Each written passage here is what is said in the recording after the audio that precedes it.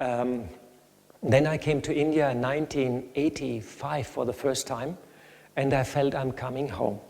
It's a very interesting experience, and somehow I stayed back, and last 20 years I stay most of the time in India, and it's like became my home now. So today I would like to share a bit what we are from Brahma Kumaris side are doing in the area of renewable energy and also in the area of climate change, and how that is all connected to our consciousness and awareness, and what it all has to do with yoga and meditation. In the first moment, the connection might not be visible, but I will walk you through the connections and explain why we from Brahma Kumaris are very active since the last 20 years in the field of renewable energies, and why we are active also at the climate change conferences. Actually, our team just had a meeting, and we're preparing for Paris, for the climate conference there. And there will be 10 delegates from foreign, and about 15 brothers and sisters from France. And jointly, we're trying to save Mother Earth. So I have a presentation, which I also show some of that in Paris probably. And first I talk a little bit what's going on in the world. Where are we actually? Because sometimes it's a little bit confusion, what is climate change, what is actually going on. And sometimes people are also quite worried about the situation, because in the press a lot of facts are shown and a lot of information is coming to us, and sometimes it's not easy for us to sort through all that information and get an idea what is actually going on and how serious is actually climate change. In the second part, I show what we're doing at the Brahma Kumaris, and that's quite a lot. And in the third part, I'm showing the connection to meditation and yoga, and that's why you're all here for the Peace of Mind retreat. And I a little bit refer how a peaceful mind can create a better world. So let us start a little bit, and let's go straight through. And you see in this picture, you cannot see much because this is a picture of New Delhi in December 2014, and I went there and I asked, oh, it is very foggy today, and I went to the German embassy and they said that is not fog, that is smog. And at that day, New Delhi broke the world record in air pollution. We had double the air pollution than in Beijing in China. And in India, the Indian government made no announcement, the newspaper made no announcement, there was no mentioning in any radio. And then it was picked up by the New York Times 3 days later, and by the German magazine Spiegel also 3 days later. And then in India, the newspapers, they said, oh, very good. India broke the world record in air pollution. Well, yes, it is a bit funny, but the sad news is that if you live in a city like New Delhi, your average life expectancy is reduced 3 to 5 years. That's the fact, and 50% of the people in Delhi, they suffer from bronchitis or respiratory diseases. It's quite sad. And out of 20 of the most polluted cities in the world, 12 are from India. So that's the price we pay for industrial development and trying to save the money and not thinking about Mother Nature. So, and the main reason why we have this pollution is, beside we're all using cars and traveling around, is we produce 70 to 80% of the world power is being produced by thermal-based power stations. And we use coal, and coal creates carbon emissions, and those carbon emissions, they all create that climate effect and so on. And even the power here in the hall comes to some extent from such dirty power, as we call it, and to some extent it comes from solar power. Like my microphone and the beamer is on renewable energies, but the light here is not on renewable energies. So, and you can see here a very interesting graph, which is a very latest graph, which is from the NOAA from 2015. And you can see quite clearly, since the 1950s, the temperature has gone up, and we are now approximately at 1 degree increased temperature since the 50s. And you all might have heard that we are all trying to make efforts now at the climate conference in Paris to find an agreement to reduce the temperature rise below 2 degrees. And science tells us if the temperature rises more than 2 degrees, it will be very difficult for humanity to manage the bad effects of climate change. So you can see the trend is quite clear. And the bad news is this will continue for quite some time. India just announced that for the next 20 years they will use more coal for power generation. China also announced they will use more coal for power generation. And if you take all the promises of the countries which have been published recently for the climate conference in Paris together, we will reach 3 degrees temperature rise. That does not sound much, but the effects are quite serious for the future of humanity. And either we create deserts, which is happening already, and probably in all your home countries where you come from all over the world, you already notice some change in climate patterns. Either it becomes more cold, it becomes more hot, or suddenly you have very heavy rains, or you have extended periods of droughts. And for example, here in India, in Mount Abu, for a long time in the rainy season, we had no rain at all, and suddenly in 4 days, the rain of 2 months came down in 4 days. And we had massive damage here in Mount Abu, the roads, the bridges, everything got disrupted, and people lost their life and their property because of that heavy flooding. So either we create deserts or we create little islands. You see, this is Mount Abu, just looking out of the sea. And there was a scientist in Sweden, Mr. Rockström, he gave an interview. He's a director of the Resilience Center in Sweden. And he said, if the temperature rise goes on like this, we have to consider a seawater level rise of more than 10 meters within the next 100 years. Just imagine 50% of the world population lives within 50 kilometers of the ocean. And if the seawater level rises by 50 centimeters, by half a meter, cities like Bombay, Sydney, Melbourne, New York, Boston, London, Rotterdam, they have to be evacuated because we cannot deal more than 1 meter. We cannot build up the dams that much, it's too costly. So just imagine about the consequences of this climate change. They're quite serious. And one other information, already about 70% of the world reefs, they are seriously damaged. And if the temperature rise goes more, the damage will increase, and the reefs are the kindergarten for all our marine life. And everything is connected to that. So all the ecosystems are very delicate, and sudden change in temperature or increase in temperature is not easy taken by them. And quite often in the ecosystems you find what is called a tipping point when a system collapses. And that's actually where they fear a lot, that we soon reach such kind of tipping points. So climate change is a big issue and is threatening us. And it's part of the change we're facing in the world. And sometimes it's frightening us. And we have worries about the future, quite understandable, because we're heading not really in a really good direction.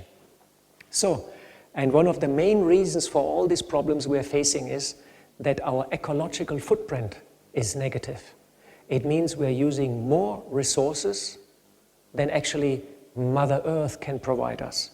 At the moment, we're using the resources of 1.6 planets Earth. It means we're using, in average, 1.6 times the fresh water, 1.6 times the water, the air, 1.6 times the wood, and so on. And we're not replenishing them. And that's what's called a non-sustainable lifestyle. And that's what we are all doing, and we're all part of that somehow, because we are consumers. And we all want our little luxuries, and we want our lifestyle. So we're all part of that, because we're used to that, and we're conditioned to be such consumers and buy quite a lot of stuff. And you see, actually, we should come back to consume resources of one planet Earth, but that would mean a reduction of economic growth. And as you know, the paradigm we all worship at the moment is economic growth, because economic growth means jobs.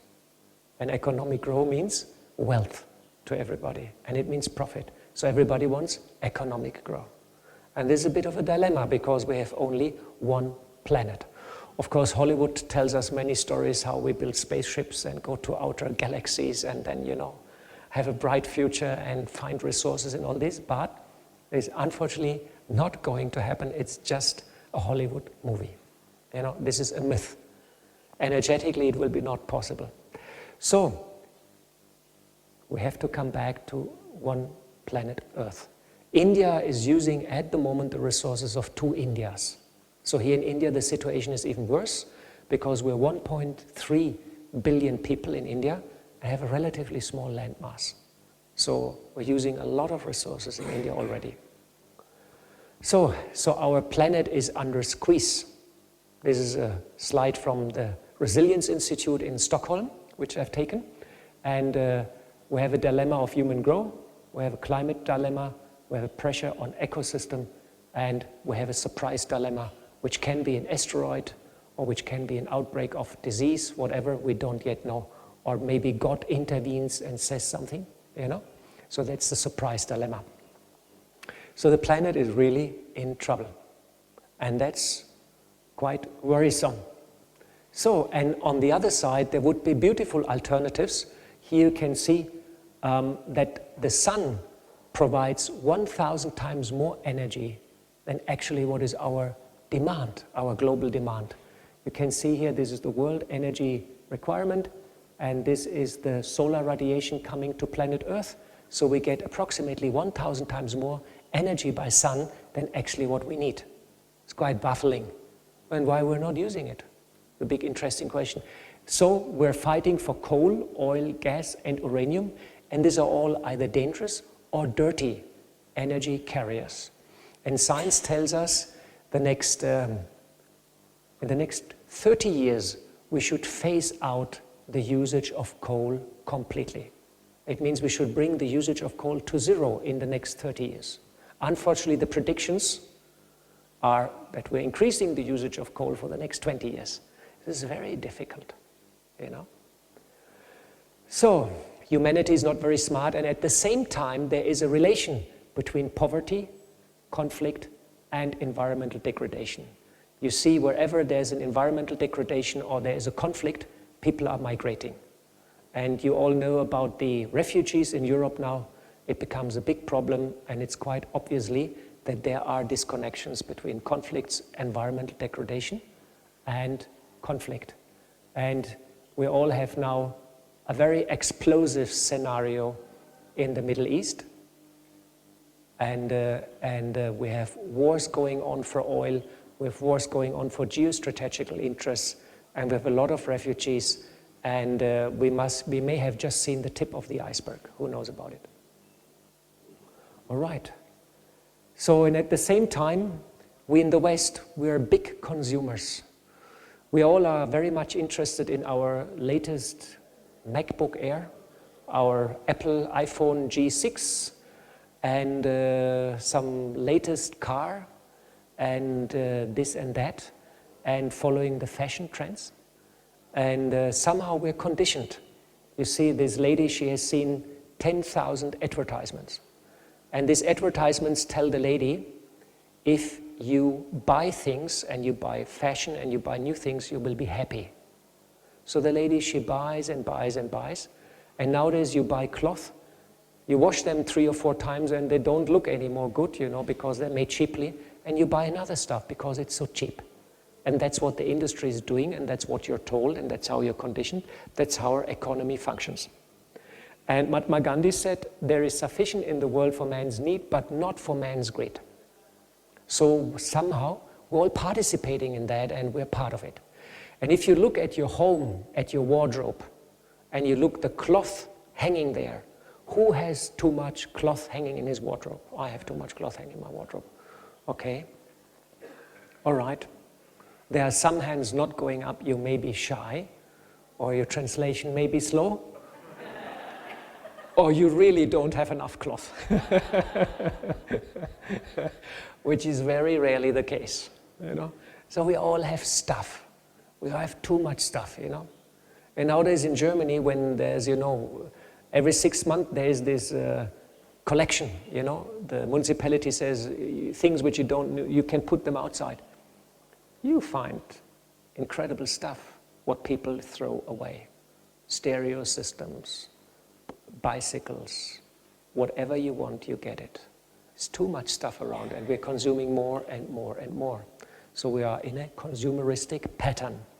And that's very deep also in our subconscious, and we believe, and we're part of that, and we believe that's just a good trend. And the problem is, we all do it through credit card. So we have an environmental problem, we have a credit problem, we have a financial problem. Very gloomy and doomy. So, and this you see is the world's debt. This is 2011. Meanwhile, the debt is gone on the next floor. 2015, it has tripled since then, since the financial crisis. And you see this is George Washington. He's completely out of his shoes because the dollar has lost 150% of its value since its introduction. So money loses its value in front of our eyes, and the world is in debt. America has now about 15 trillion US dollar state debt. 15 trillion.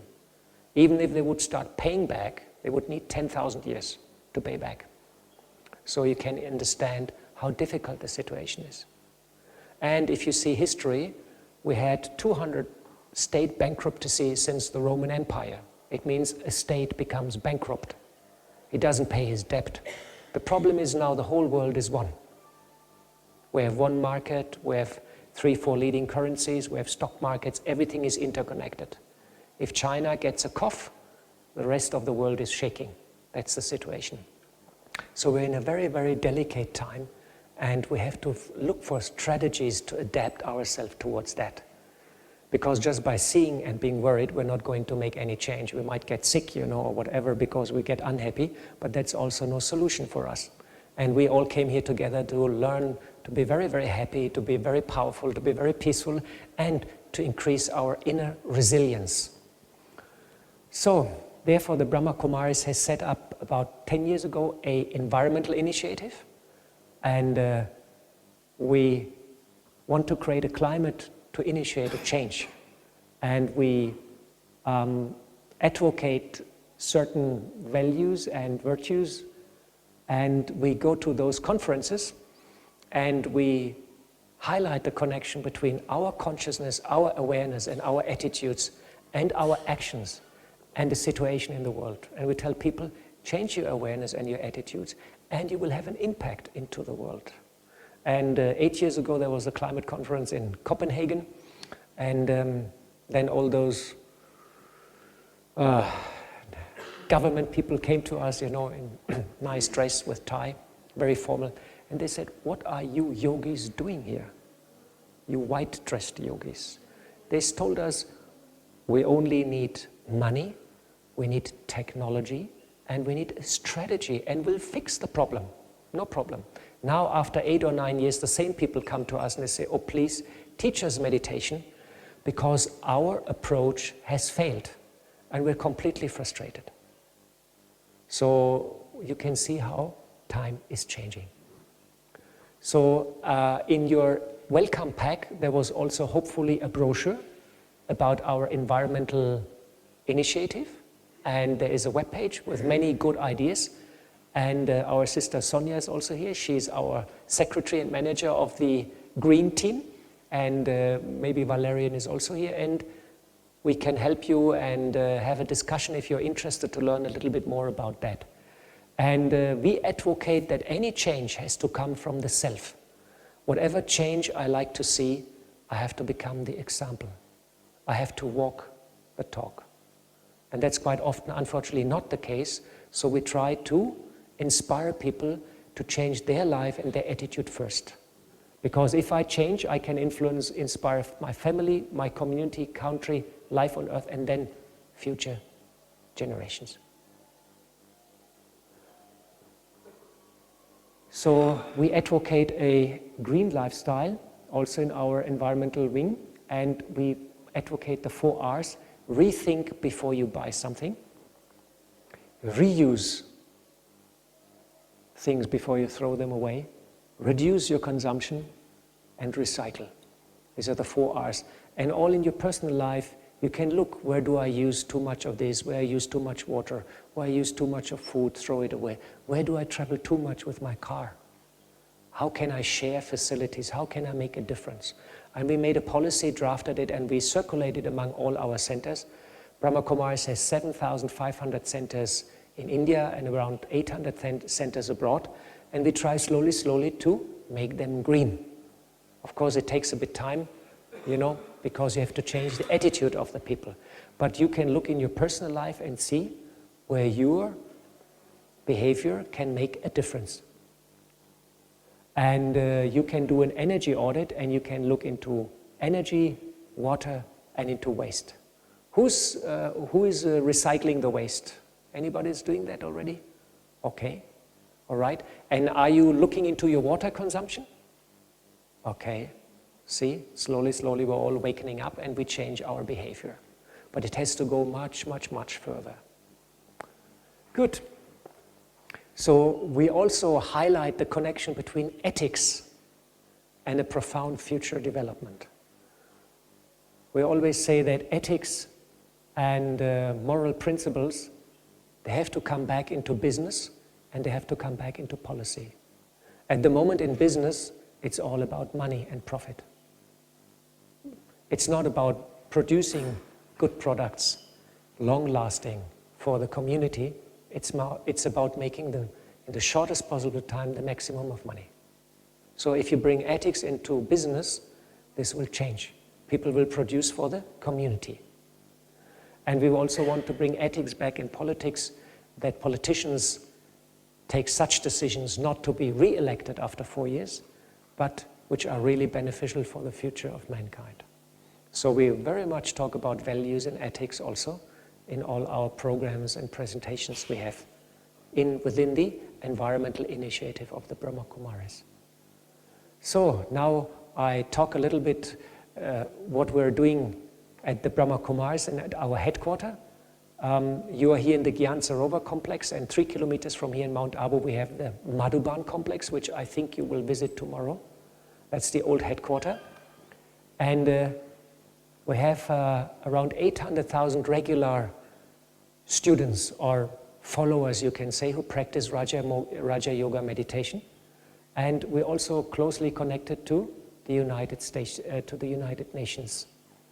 And our headquarters, spiritual headquarters, is in Mount Abu, in Pandav Bhavan. And this is an extension which was built in 1993. 94 we built this place. So the Brahma Kumaris and its daughter organization, the World Renewal Spiritual Trust, we carry out research projects since the last 20 years in the area of renewable energies. We have seen there's a lot of potential here in India for solar energy, for wind energy, for biomass and all these things. And about 20 years ago we thought, why we not combine our spiritual lifestyle with renewable energies, and a fusion of both try to create that inspiration and that momentum for a positive future development. So we do a lot of research in photovoltaic, steam, water recycling, hot water, and so on and so on.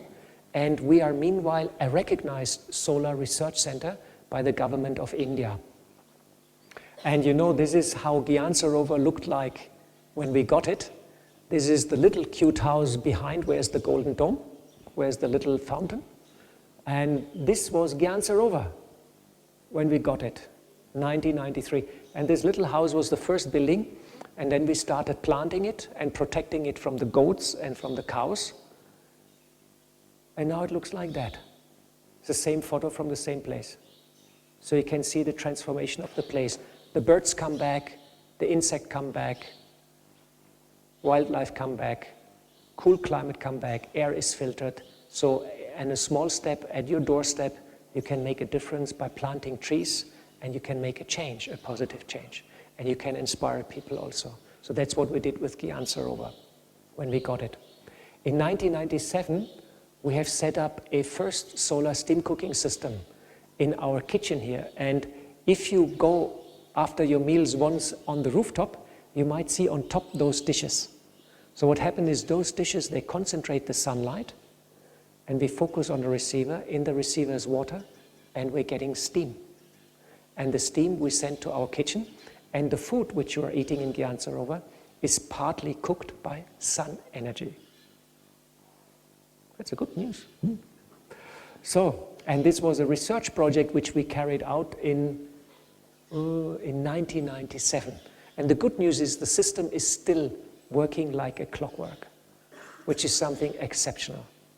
You know, it's like almost 20 years old, and the system's still running. So if you have time, after breakfast or after lunch, dining hall, you just go on the rooftop, you will see the system. There's our brother Suresh, and he will explain you about that system.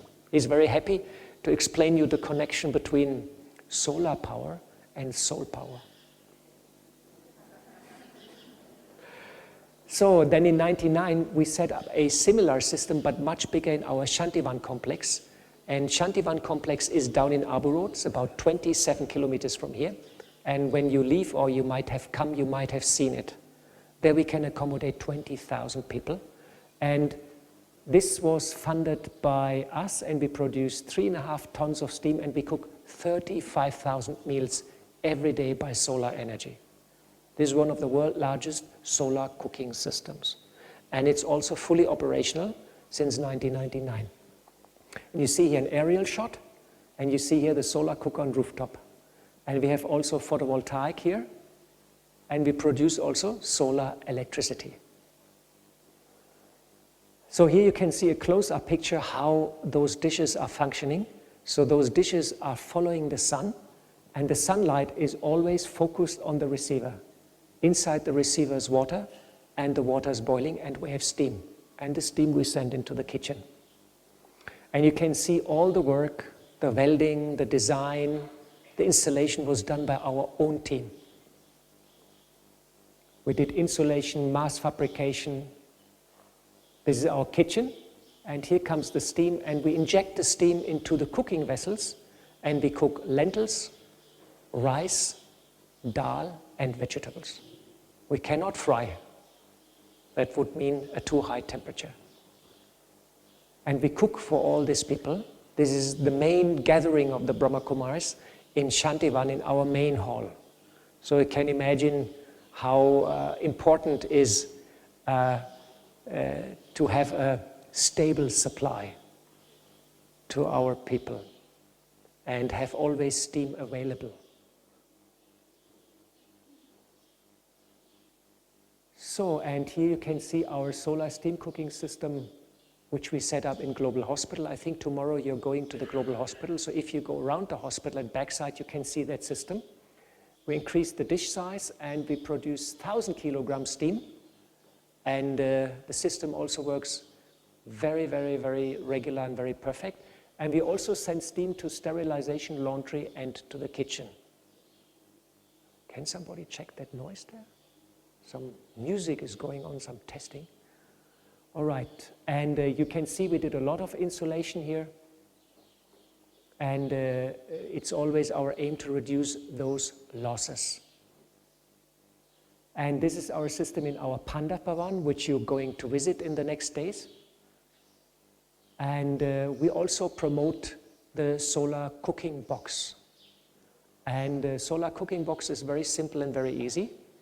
You will also get it in your country. If you have a good amount of sunshine, you can get that cooking box, and you just put it in the sunlight, put your meal inside, and your food gets cooked within 3 to 4 hours. It's a very easy method, and the cost of such a box is maybe $50, $80, you know? And you just Google in your country, solar cooking box, and you will find it. Here in India, we have around 10 manufacturers, and we always have some 50 pieces at hand, and then sort of distributing them at a non-profit base. So we also have a solar lantern. You might know that in India, we have 60,000 villages without electricity. 60,000 villages without electricity. So when there is darkness, when there is no sun, there's darkness in the village.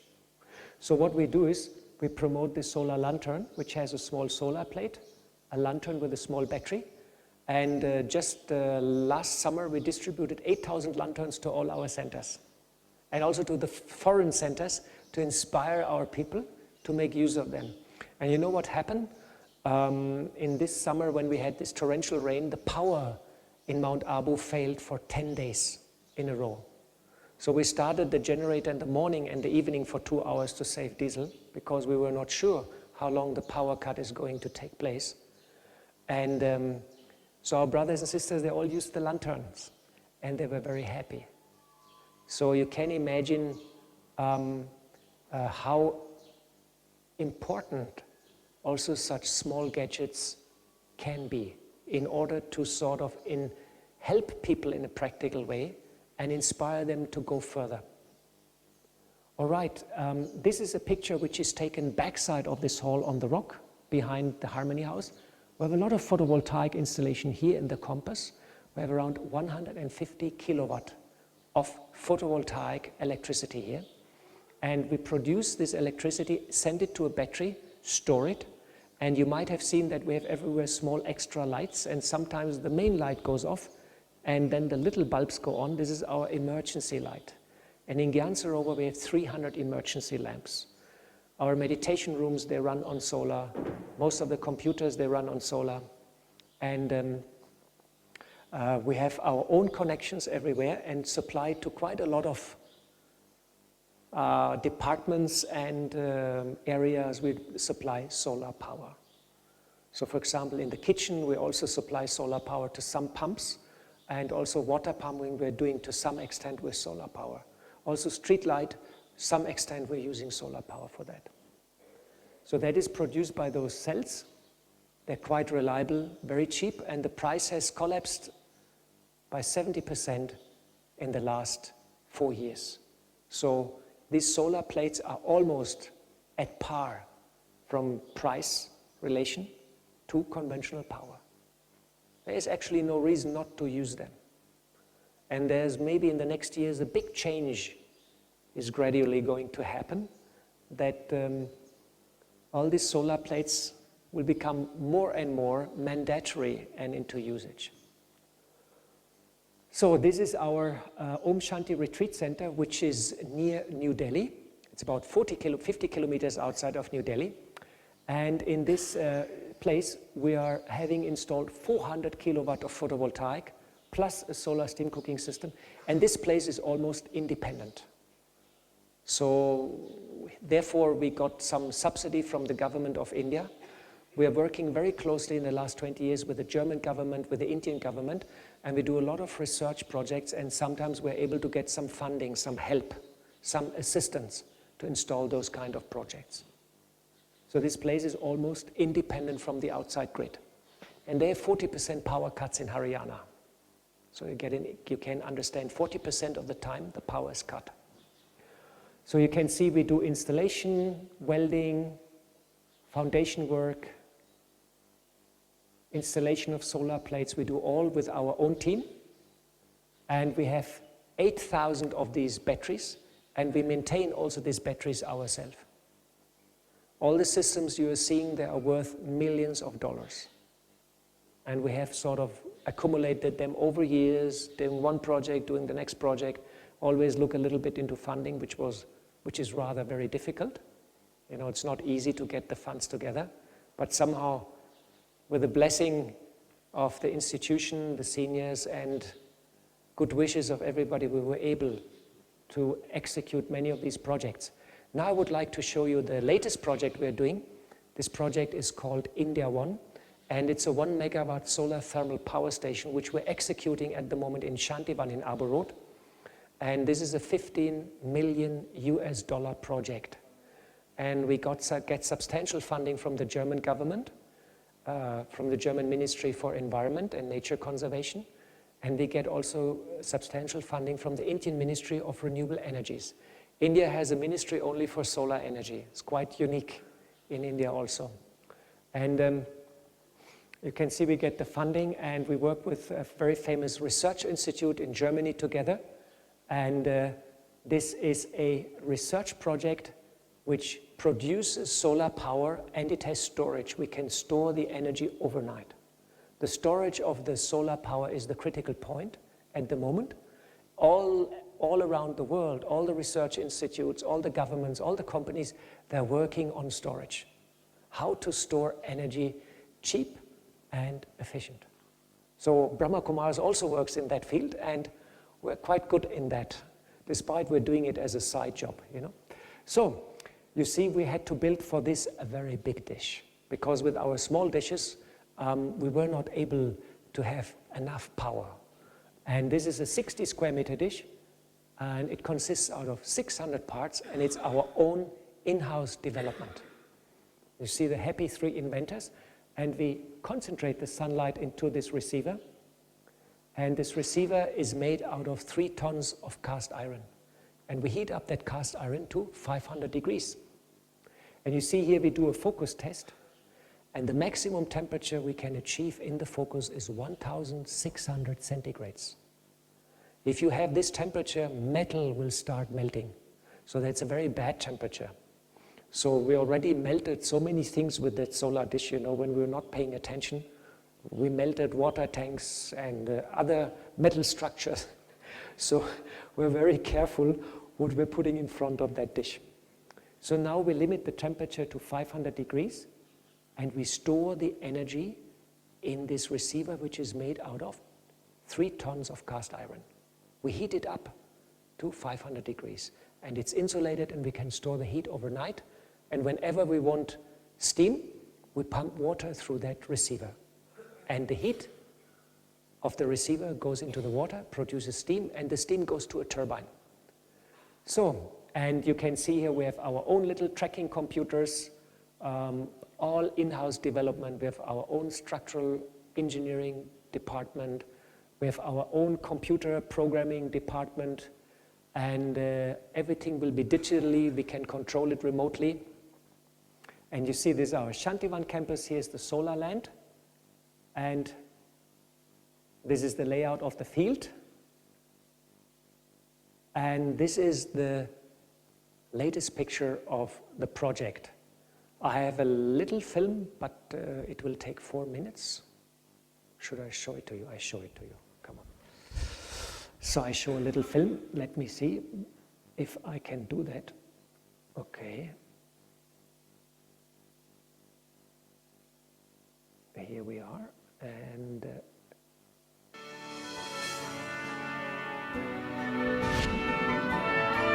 so this is about our project. The name is India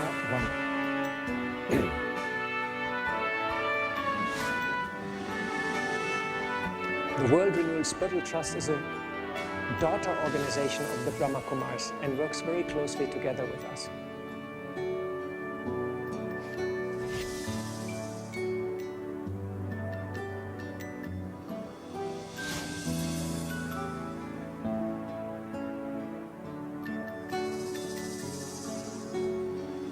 So we're coming from outer space, flying all the way to Mount Abu.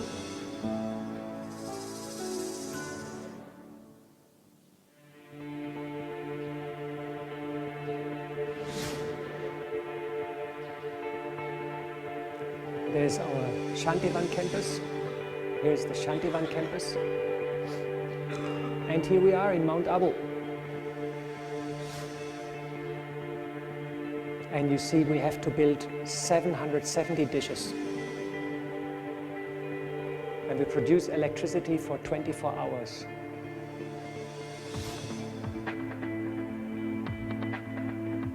The good news is we have installed all 770 dishes 3 months ago.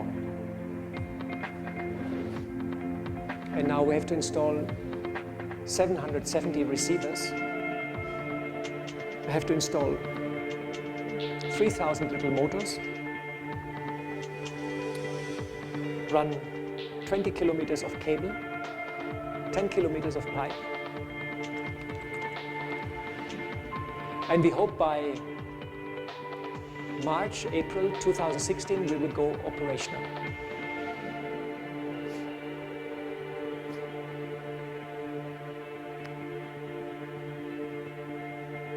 You can see it's a very, very big project.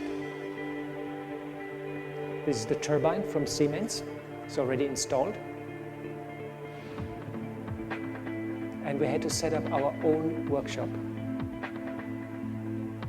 And we employ up to 200 people at the workshop. We train them.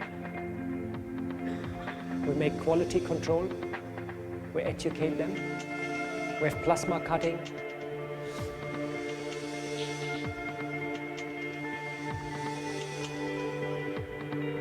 And each and every part is manufactured and produced by our own team on site.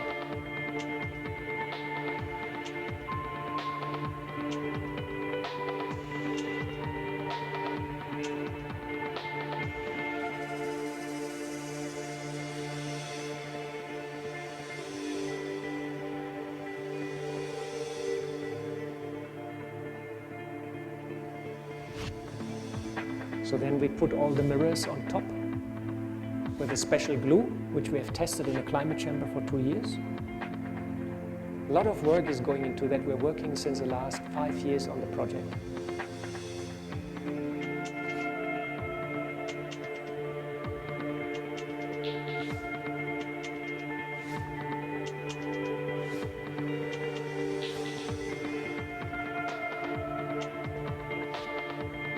We also have a photovoltaic system there. And we planted more than 3,000 trees. Our team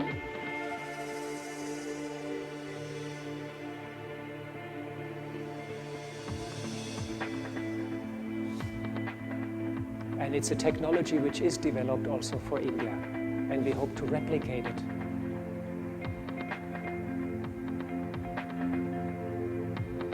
And we're a team of 40 brothers from the Brahma Kumaris, and we're all volunteers on the project. That's our turbine house,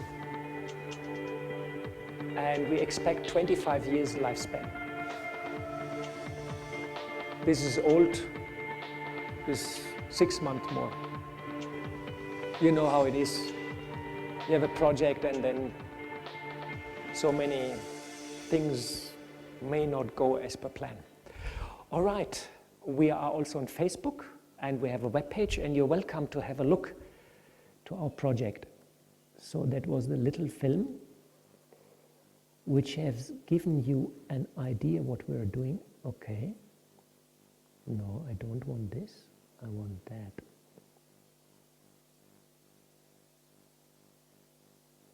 So, now you have seen the world is in trouble. Serious trouble. The planet is actually sick. And the people also not behave very nice, if we're frank. We're all buying too much. Our consciousness and awareness is somewhere else, you know. And we're more concerned with our little lives, and sometimes we forget the big picture and see that humanity is in a crisis. And we need a shift of our activity, a shift of our actions, a shift in technology, and a shift how we live together and how we see each other, a change in consciousness and awareness. So the big question is how to create a positive vision for the future and become or be a change maker. Because seeing all the problems in the world, it's not easy to have a positive vision. I know a lot of people which are pretty much depressed or frustrated. They sort of retreat into their small private life and think, I do a little bit here and I don't look to the news too much, because the news are not very positive. And we all know that. Luckily, we're here together in Mount Abu, which is an island of peace and tranquility. But we all go out after some time and we go back to our countries and to our personal lives. And then we see the news, we hear what's going on. And the question is, how do we position ourselves? How we deal from the inside with all these problems, how we strengthen our inner resilience with environmental degradation, but also with tension, with war situation, with refugee situations, and how I can become a change maker, how I can become active in that process. So for that now I sort of come to the third part of the presentation. It's about how our consciousness and our awareness plays a major role. We all know if I want to build a new house, first I have the idea of that house. I have a vision. So first the idea is created in my mind. I'm aware. In my consciousness I have this inspiration. I want to build a new house like I'm an architect. Then I design the house. And then I build the house. And then it becomes reality and it's practically there. And then I have to live with the house and the implications. So what is very, very important that we understand the mechanism, how the world is formed by our actions. First, I'm conscious and aware. That creates my visions and my ideas. And my vision and ideas, they create the actions and the reactions. That's actually what's happening. Climate change is a reaction based on wrong actions, based on a wrong vision, based on wrong ideas, based on a wrong consciousness and awareness. So this action and reaction, they create the world, and the world is in trouble. So if we want to change the world, we have to change consciousness and awareness. And here in the Brahma Kumaris, we consider ourselves to be experts in the field. I'm now 30 years with the Brahma Kumaris and practice Raja Yoga meditation, and I can proudly say I changed myself. I became more peaceful, more relaxed, despite my mother and my brother says, I will never change, but I became a different person. So how to bring a change? Because that's the big issue. Because sometimes we understand something that we want to change. We understand it intellectually, but we're not able to bring it into action in our emotions and feelings. And we still follow the old pattern. So here it's quite interesting because in the last years, neuroscience has mapped the brain and how the brain is actually functioning and how and why we take certain decisions and where they do come from. So I would like to share with you a little bit how the brain functions. And we have these two big antagonists there in the brain. One is the consciousness, that's the I. And I, the consciousness, I'm talking to you at the moment, and you are listening consciously to me what I'm saying. And the consciousness sits in the front cortex here. And it sits in the outer, very, very outer thin shell of the brain. But we have something called the subconscious. And the subconscious is very powerful. Very, very, very powerful. And science has found out in the last 10 years to what extent and how powerful actually is our subconscious. And they found out that more than 97% of all decisions we're taking in our life are based on our subconsciousness. It's quite interesting because we think it's our consciousness who takes the decision. No, it's the subconscious. I give you a very, very simple example and you all will understand how it functions. You meet a person for the first time, and what you do is you look at the face of the person, and within a tenth of a second, you analyze 40 parameters of the face of the person. You look the ears, the nose, the chin, the forehead, the eyes, the shape, the hair, or less hair, whatever.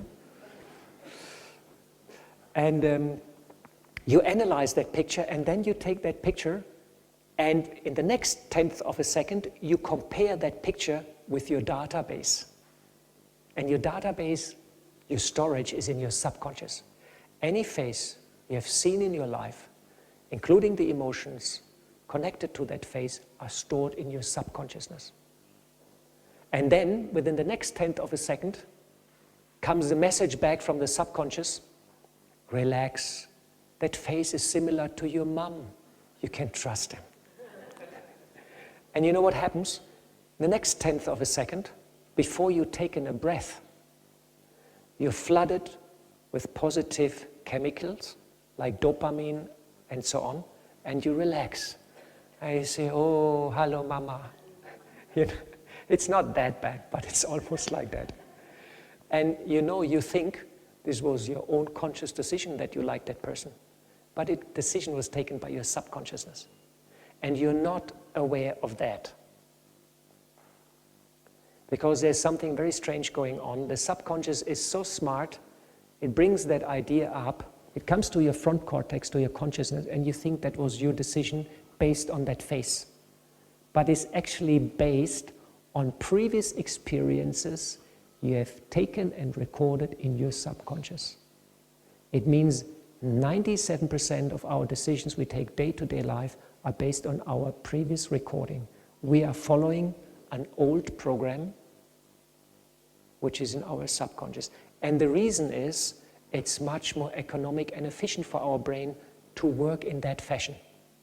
If you activate and you really take the decision, you would take a long time to think, do I like this person? Do I not like this person?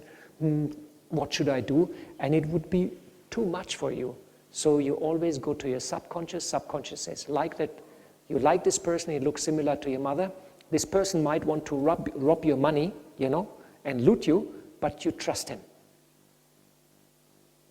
This happens in food, cloth, relations, work, peace and war, technology, negotiations, everywhere. This principle is going to happen. That's how advertisement, by the way, is making use of that mechanism. And that's known since the last 10, 15 years. They found it out. They mapped thousands of people, put them in the MRI, in the CT scan, gave them certain works to do, made them happy, made them angry, whatever, and they found out how our brain is functioning. So what we're doing is not a conscious decision, it is a subconscious decision which we mostly take, which governs our life, and this is a program which is based on the previous experiences, because it's much easier for us and much safer for us. And this now explains why it becomes sometimes so difficult, because the good news is the subconscious all the time talks to the conscious and tells him what to do. But the conscious cannot influence the subconsciousness. It's a one-way communication. Even if you read a book, How Bad is Cigarette Smoking? And you say, my God, it causes cancer. Today was an article in the German newspaper Der Spiegel that the WHO declared red meat cancerous. So it's officially out, red meat, sausages and all these kind of things, they create cancer. It's officially declared by the WHO. So you might read that and you think, my God, I should not eat anymore. I should become a vegetarian. But you see after some time you see that nice sausage and you want to eat it because your subconscious doesn't react to that information which has gone to your front cortex, to your consciousness. That's why it is so difficult to change fundamentally.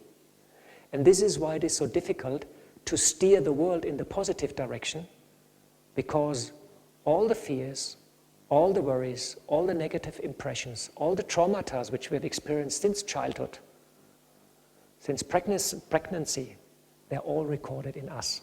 And we yogis, we know that we're not only lived this life, we lived many lives. You had the lecture of the soul. So whatever you experience is recorded. It is with you. You store it in your energy field.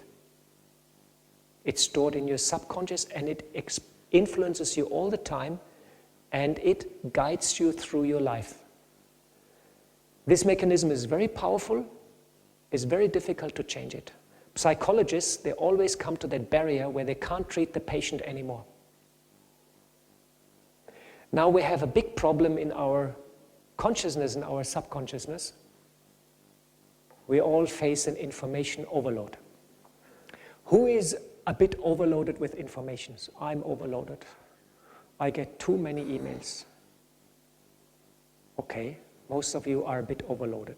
It's called a burnout. It becomes a disease nowadays, I heard. No? Sonja in Koppen, you said in Denmark, so many people, they become sick because of burnout, because of information overload. We have to absorb 10,000 times more information than a person in the medieval times. But the brain is the same. So now we get so many information, our filter is overloaded.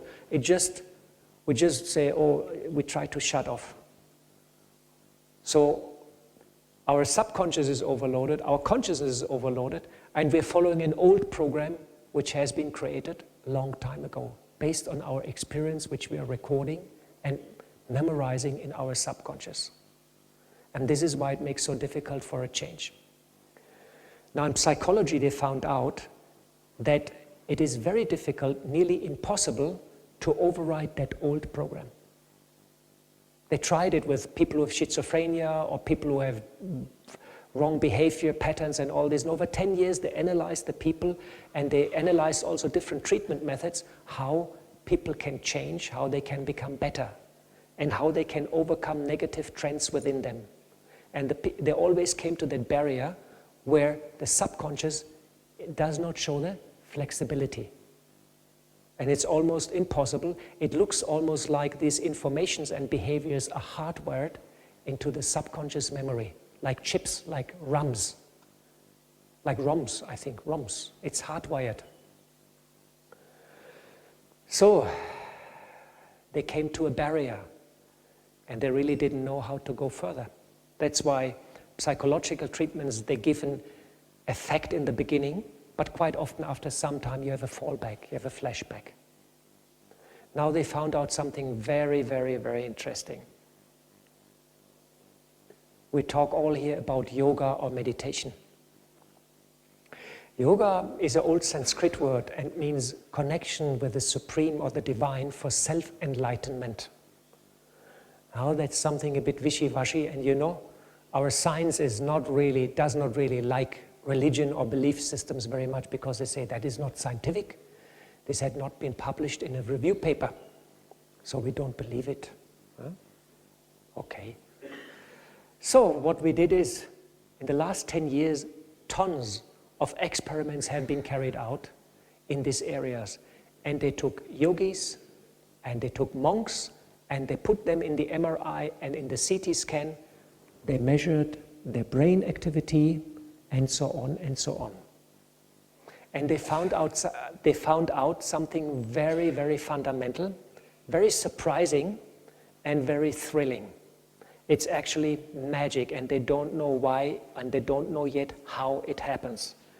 They found out if you meditate, it increases your social competence. Okay, you become a better person, you're a bit more relaxed, a bit more friendly with others, a bit more peaceful, understandable, not a big deal. Huh? We all can do that. They found out that it deepens relaxation and improves your health. This is quite well known since many years. If you practice meditation, a positive effect on your health. For example, it improves your white blood count. But the third thing what they found out, and that's really revolutionary, they found out it increases the brain cells and its activity. You know, when you become older, it's called the neuroplasticity of your brain usually decreases. You're less and less able to take flexible decisions, and your brain becomes more and more rigid in your thinking, and you just follow old patterns and you don't want to change. And with age that increases. So it's very difficult to change old habits, to become rid of peacelessness and transform it into peace. To become rid of anger and change it into love. Because it's hardwired into our system. But what they found out, if you practice meditation, you substantially increase the count of gray brain cells, and you're able to override the old program. And this is something very, very fundamental, because they don't know yet how it happens, but they found out it works. And they measured it. It's all published in review papers in the last 10 years. And most of the universities around the globe, most of the hospitals around the globe, most of the research facilities, they now have a department which works exclusively on this kind of topics and research. How meditation and yoga, what is the effect and how it really works.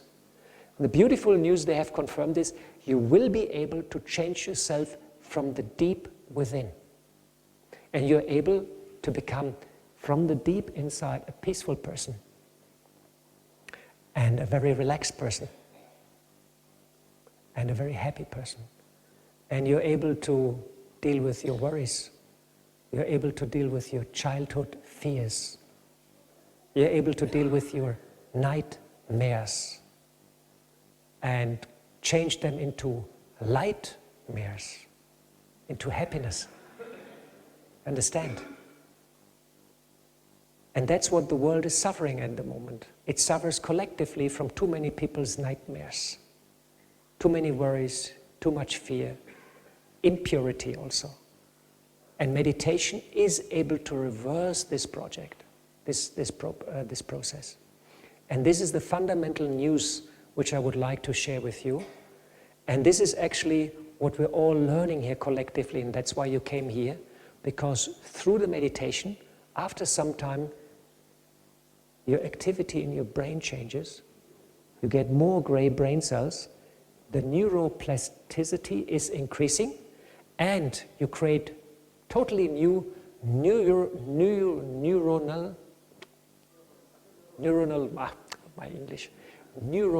connections. These alien words. So that's a wonder, because you're able to change your program, the program which all the time influences you. And in Brahma Kumaris we have something called tapasya, that means deep and very powerful meditation.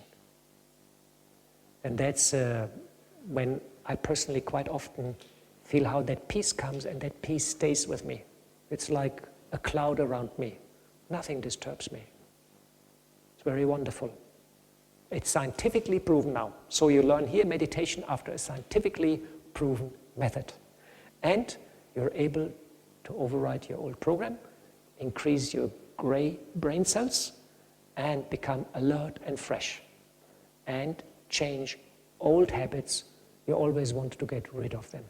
I'm sure you all know about the habits you want to get rid of them. Everybody knows about those little areas you want to change. And when you meditate, you're able to do so. All right, so this is a very, very important point. And that's how through yoga you actually change your behavior, your consciousness and awareness. Then you change your vision. Then you change your action. And then you change the world, because you change your action. So that's a very powerful path. And if we all become yogis, within no time we're going to change the world and make it heaven on earth.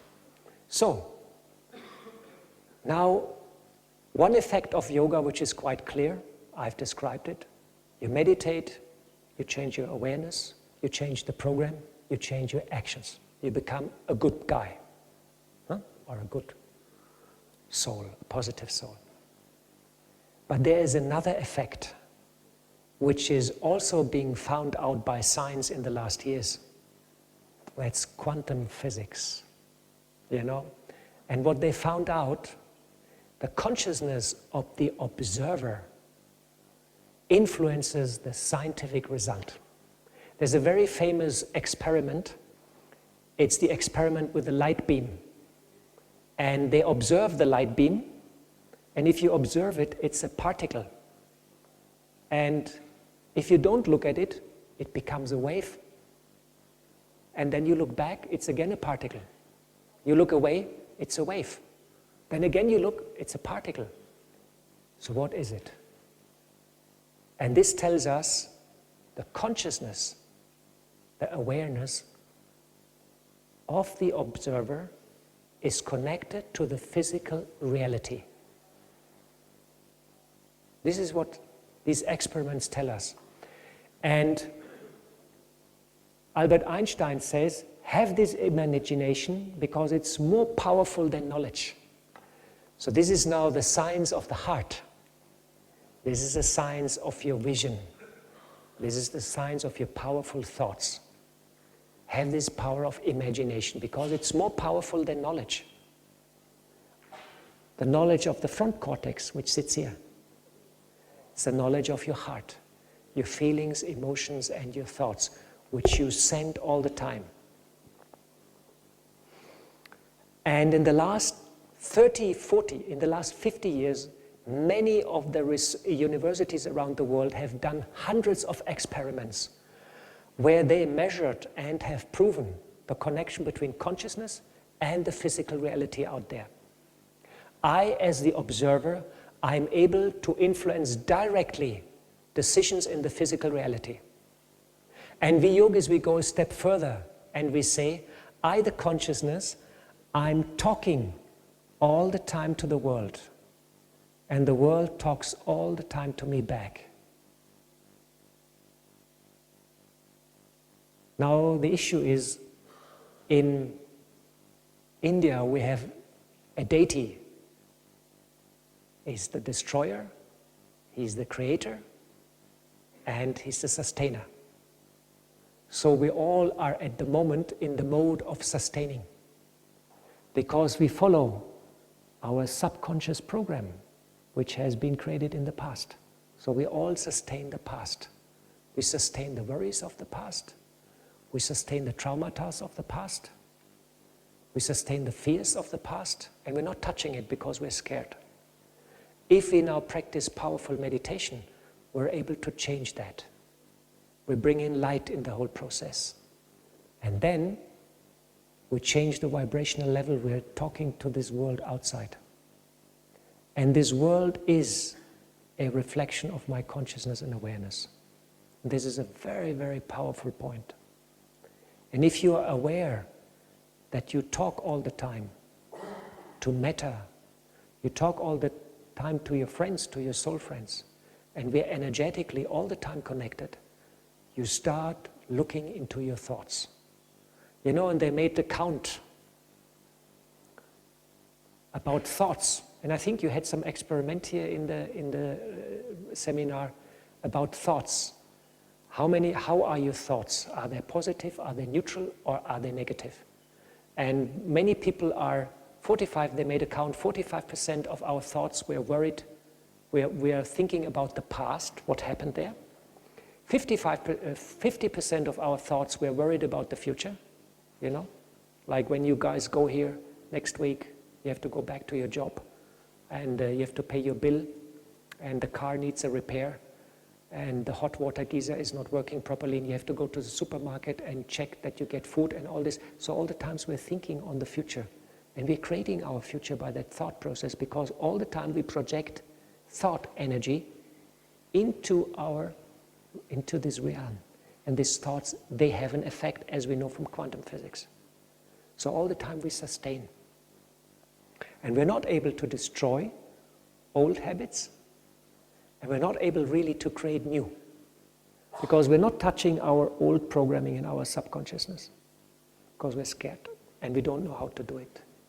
So these experiments, they have shown, hundreds of them, that we talk all the time to matter, we're able to influence it, and matter has a feedback loop also on us. So when we now wake up through the process of meditation, we become very, very powerful. And we become change makers. We become creators. And this is something very, very special. So yoga and your thoughts are the key to transform the world. And this is the message of hope, which you take from here, that you can become a creator of your own personal life and future, but you can also help others through your example, and you can help the world. Mahatma Gandhi said, always aim at complete harmony of thought, word, and deed. All aim at purifying your thoughts, and all will be well. A very wise gentleman. So, what should we do? Think positive on yourself, think positive on others, and think positive on the world. The power of positive thoughts is incredible. Of course, it's the most difficult to think positive about us. In the morning when we get up, it's a Monday morning, we think, oh my God, I have no milk and I don't like to drink the coffee black. What a bad day. And I have to go to my work, and I don't like all these faces. Ugh. If you wake up like this and you have this kind of thoughts, you know, the day is already done, because you create a negative energy field around you. Your face will become like this, your white blood count will drop, you will feel energyless, bad and miserable, you know. So it's not a good start. That's why here in Raja Yoga we learn every morning to get up early and bless ourselves. I'm a positive being of light, I'm God's child, I'm pure, I'm loveful, I'm happy, and I radiate that with all my friends. So we think positive about ourselves. Then Next stage is, once I master that, I'm now 30 years at stage 1, think positive about myself all the time. But I heard other people will be faster. So think positive on yourself. No, I'm kidding, I make a joke. Think positive on others, bless them. And it is said when you smile, after some time, other people also start smiling. You made that experience? When you start smiling, after some time, you come to work, you say, happy, how are you, golden good morning. And people say, they start smiling. They say, oh, why is that person so happy to me? And after some time, they also become happy. So become happy chappies and influence others in that way. Think positive on others and then think positive on the world. And you will become a change maker. And once you're into that mode, once you're into that process, it becomes easy after some time because you change your old programming. You override your old fears, your old worries. So I have yoga, then I have realization, who am I? I'm a pure being of light and I'm positive in my original form. And then I receive power. And then through the power I achieve transformation. When you see the yogi sitting in the middle in the light, and all the powers are around him. And he becomes the master of the self, and becomes a friend to others, a helper to others. So, how to change the world and become a change maker? Change of consciousness, unity and values, peace. And we have seen the technology is already there. Technology, money, strategy is not our problem. It's that we all are inspired and that we all build that critical mass of positive, smiling people and tip the scale in our direction and make this unhappy, degraded world into a happy and prosperous world. In Christianity, they call it paradise. And in Indian mythology, it's called Satyuga. The Greek, they called it the Golden Age. So I invite you all to join this movement to create that positivity in with yourself. Increase your gray brain matter, override your old program, and become your true self. It's very easy. Give light and receive light. So I thank you very much for your time. And here are our different web pages. And at the front, I have kept some of our solar brochures. Oh, this was the cable. I've kept some of our solar brochures. And there are 100. So please feel free to take some after the program. And I hope you feel inspired, and I hope you understand a bit more the connection between climate change, technology, and consciousness. Thank you very much, and Om Shanti.